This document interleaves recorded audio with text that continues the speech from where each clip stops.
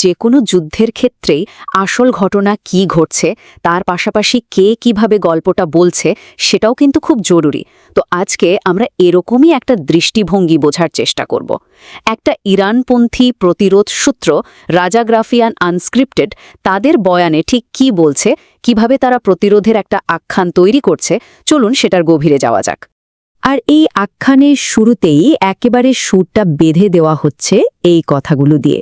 দেখুন, এটা কিন্তু শুধু একটা হুমকি না, এটা আসলে একটা মানসিক যুদ্ধের ঘোষণা, যেখানে বলা হচ্ছে আমাদের শক্তি মাপার চেষ্টা করে লাভ নেই। তাহলে প্রশ্ন হলো, এই প্রতিরোধের মূল ভিত্তিটা কি? আসলে এর গোড়াতেই আছে ভয়কে পুরোপুরি উড়িয়ে দেওয়ার একটা ধারণা। এই ন্যারেটিভ অনুযায়ী ইরান কোনো অবস্থাতেই হাল ছাড়বে না, বরং তারা নিজেদের শর্তেই লড়াইটা চালিয়ে যাবে। চলুন দেখি এই অটল মনোভাবের ছবিটা তারা কিভাবে আঁকছে। এখানকার মূল কৌশলটাই হলো নিজেদের শক্তিকে একটা রহস্যের চাদরে ঢেকে রাখা। মানে বর্ণনাকারী বারবার এটাই বোঝানোর চেষ্টা করছেন যে ইরানের আসল সামরিক ক্ষমতা যে ঠিক কতটা সেটা শত্রুরা আন্দাজও করতে পারবে না। আর এই অনিশ্চয়তাটাই তাদের সবচেয়ে বড় অস্ত্র। এটা শুধু শক্তি প্রদর্শন নয়, এটা একটা মাইন্ড গেম। আর এখানেই কিন্তু গল্পের মোড়টা ঘুরে যাচ্ছে। খেয়াল করে দেখুন, এখানে কিন্তু আর দিফা বা সেলফ ডিফেন্সের কথা বলা হচ্ছে না, বরং পুরো ব্যাপারটাকে একটা আক্রমণাত্মক অভিযান হিসাবে দেখানো হচ্ছে। আর লক্ষ্যটা কি? আমেরিকার আত্মসমর্পণ। মানে এখানে খেলার নিয়মটাই পাল্টে দেওয়ার একটা চেষ্টা চলছে।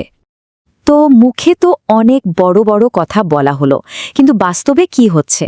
এই আখ্যানে শুধু কিন্তু কথার কথা নেই, বেশ কিছু নির্দিষ্ট সামরিক সাফল্যের দাবিও করা হয়েছে। চলুন এবার সেই দাবিগুলো এক এক করে দেখি আর বোঝার চেষ্টা করি যে এর মাধ্যমে ঠিক কী বার্তা দেওয়ার চেষ্টা হচ্ছে। প্রথম টার্গেট, সংযুক্ত আরব আমিরাত। বর্ণনাকারীর দাবি, সরকারিভাবে যাই বলা হোক না কেন, আসলে আমিরাতের অর্থনীতিতে একটা বড়সড় ধাক্কা লেগেছে। এর মধ্যে দিয়ে একটা পরোক্ষ বার্তাও দেয়া হচ্ছে, আর সেটা হলো আমেরিকার মিত্র দেশগুলো কিন্তু মোটেই নিরাপদ নয়। এরপর আসছে প্রযুক্তির লড়াইয়ের কথা। দাবি করা হয়েছে যে একটা অত্যন্ত আধুনিক আমেরিকান ড্রোনকে গুলি করে নামানো হয়েছে। দেখুন, এটা শুধু একটা যন্ত্রকে ধ্বংস করার নয়, এর মাধ্যমে আসলে আমেরিকার প্রযুক্তিগত শ্রেষ্ঠত্বের যে ধারণাটা আছে সেটাকেই চ্যালেঞ্জ করা হচ্ছে।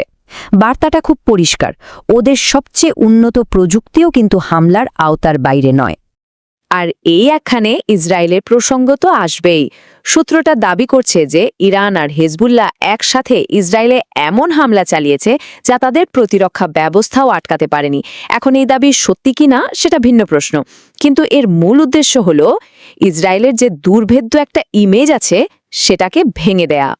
তবে সম্ভবত সবচেয়ে চমকে দেওয়ার মতো দাবি কিন্তু এটা। বলা হচ্ছে আমেরিকার কোম্পানিগুলোর ওপর এমন মিসাইল দিয়ে হামলা করা হয়েছে যেগুলোর গায়ে নাকি আমেরিকান বিক্ষোভকারীদের ছবি লাগানো ছিল। ভাবুন একবার, এটা কিন্তু একটা সাংঘাতিক মনস্তাত্ত্বিক চাল। শত্রুর দেশের ভেতরের সমস্যাতে ব্যবহার করে তাদের মনোবল ভেঙে দেওয়ার একটা চেষ্টা। যুদ্ধ তো শুধু অস্ত্রের লড়াই নয়, তাই না? এর একটা বিশাল বড় দিক হলো অর্থনীতি। আর এই আখ্যান অনুযায়ী ইরানের নেওয়া পদক্ষেপে নাকি বিশ্ব অর্থনীতিতে রীতিমতো তোলপাড় শুরু হয়ে গেছে। চলুন এবার দেখি অর্থনৈতিক সংকটের ছবিটা তারা কিভাবে তুলে ধরছে।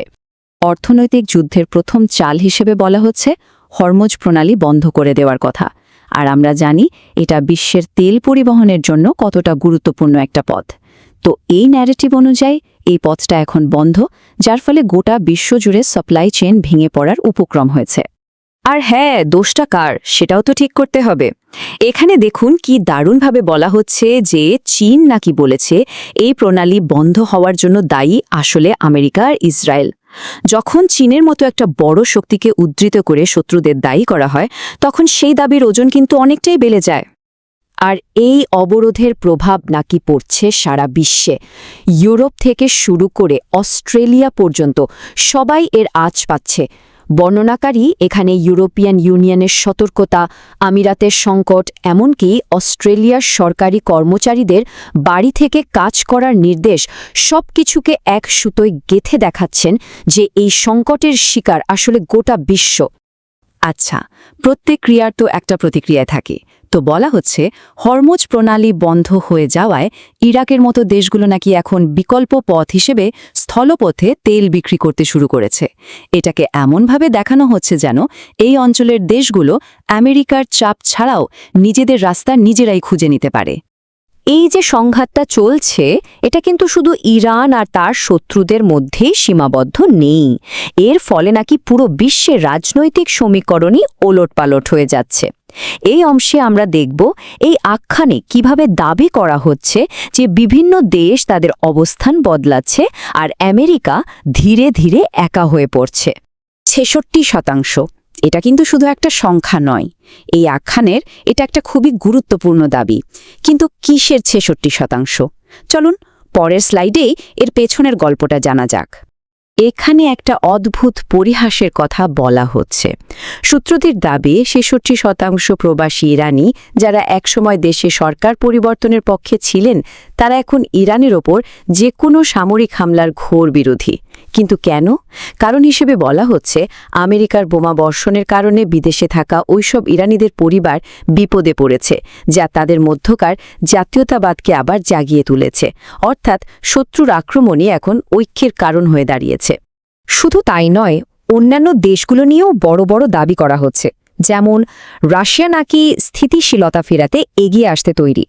একজন অবসরপ্রাপ্ত মার্কিন জেনারেল নাকি বলছেন যে ট্রাম্পের কোনো পরিকল্পনাই নেই। এমনকি আরব দেশগুলোও নাকি ভয় পাচ্ছে যে আমেরিকা মাঝপথে তাদের একা ফেলে চলে যাবে। এই সব দাবিগুলো একসাথে করলে একটাই ছবি ফুটে ওঠে: আমেরিকার দিশেহারা এবং ক্রমশ একা হয়ে পড়ছে। আর সব শেষে আমরা এই আখ্যানের সেই পর্বে এসে পৌঁছেছি যেটা হয়তো সবচেয়ে গুরুত্বপূর্ণ। এটা আর ক্ষেপণাস্ত্র বা অর্থনীতির যুদ্ধ নয়, এটা হলো শব্দের যুদ্ধ, ধারণার যুদ্ধ। বলা যেতে পারে দুটি সভ্যতার মধ্যে একটা মহাকাব্যিক লড়াই।